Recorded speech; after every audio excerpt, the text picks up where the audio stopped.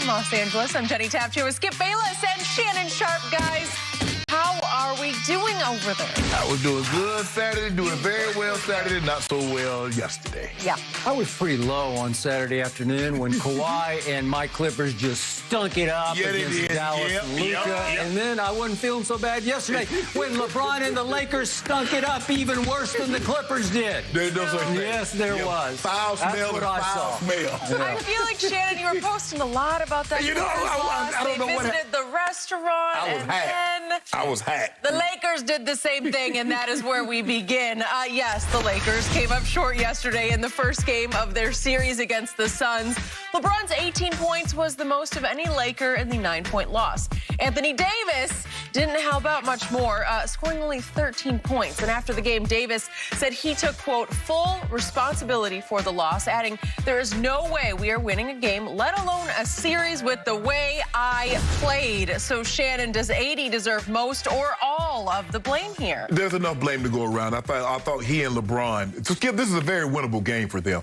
You hold a team like Phoenix to 99 points. The defense was impeccable, but offensively, it's just not good enough. Skip, you cannot allow another team's player, when he doesn't go get, let's say, 55, 60 points. Devin Booker had 34 points, which was more points than LeBron and AD had combined. He only took 3 fewer shots than those two combined, which tells me he was ultra aggressive and they were not. That can't happen. Drummond and AD was basically leveled out by DeAndre Ayton as far as rebounding.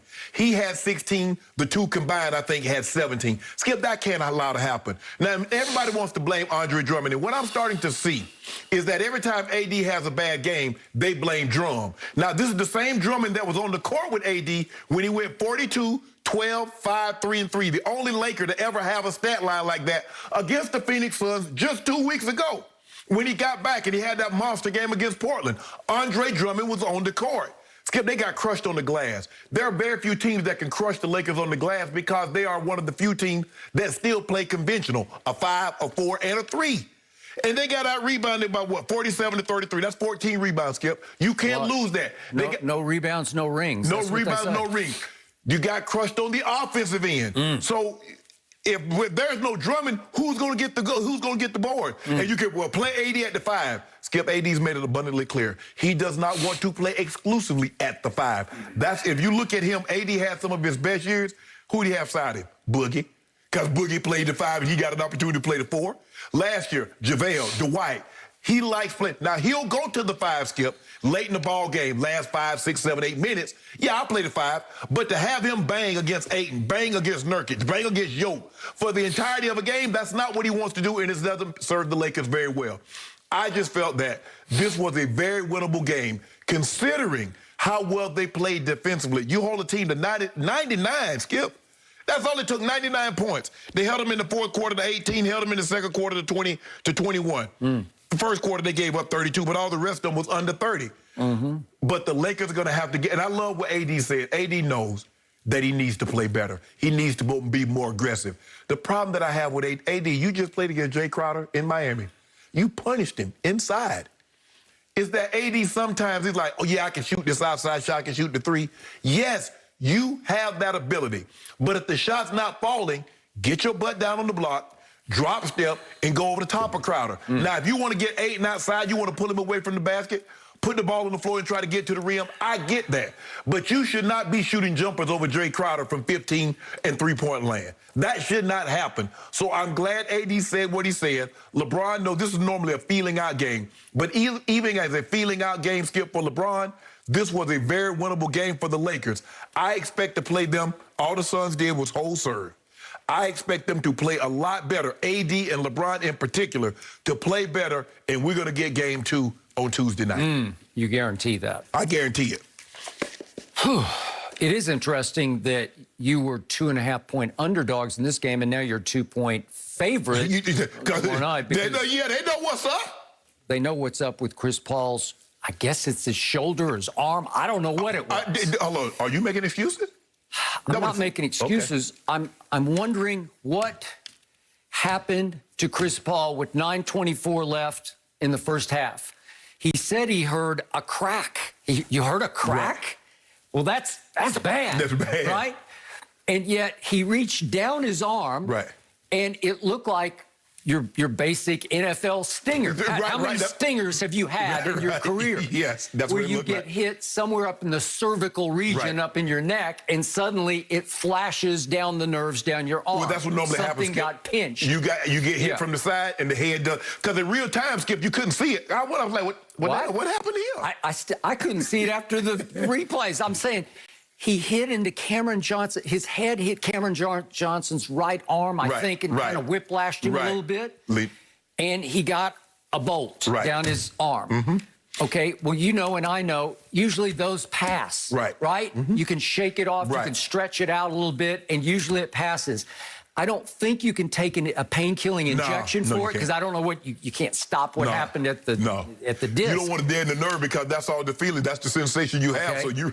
Okay, so let's get this straight. So he is completely, utterly handicapped, starting with 9:24 left in the first half. That was in the second quarter. And he played, Chris Paul did, the whole second half with little to no use of his right arm, which shocked me. It surprised me he came back. I've seen him be out for long stretches of playoff games, mostly with hamstring pulls, but this wasn't clearly a pull. First, I thought maybe he wrecked his shoulder, like he had some kind of structural dislocated or something, damage to his shoulder, but apparently that wasn't going on.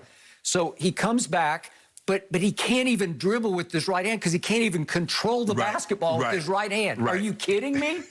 And then the shots were mostly air balls where he's just kind of shooting it sideways. He actually made one. He made one of them cool. I still don't know how he made it. It was a miracle shot that he made that, a little jump shot from about the elbow, I guess, made that one.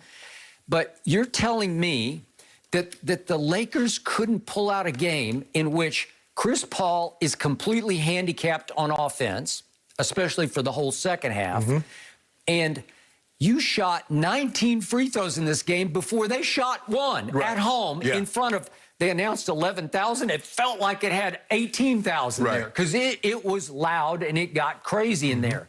But the visiting team shot 19 free throws before the home team shot one? Yeah, it seemed like they missed 12 of them, too. Okay, well, that's a whole nother issue. What did we talk about going in? I kept bringing it up. You ranked 28th in free throw shooting. Well, did that not catch up? Because you wound up with 28 shots, 28 free throws. And you missed 11. And you missed 11. They only took 16 free throws and made 12 out of 16. So they still were -5 in the free throw category, but you took you took 16 more free throws than they took in their building. That's shocking to me. Where did that come from? And I'm surprised they didn't complain about that, except they won.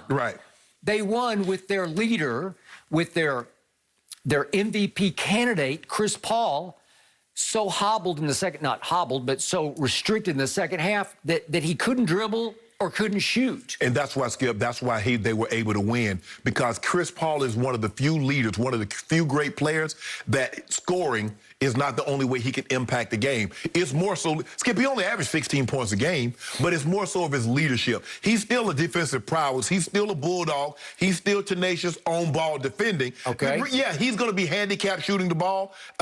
So now I'm looking to rotate off him. So if I won't come double somebody, I'm going to double off Chris Paul. So in the fourth quarter, as you just pointed out, the Phoenix Suns at home managed to score 18 total points. If you do that times 4, that would be 72 for the game. 72, well, they managed to get to 99, which is still a very good defensive effort by you guys.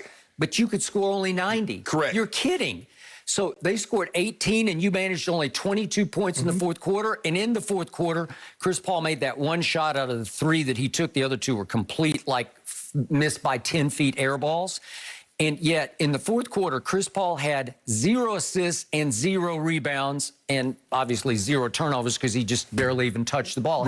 He wasn't even playing on the ball much.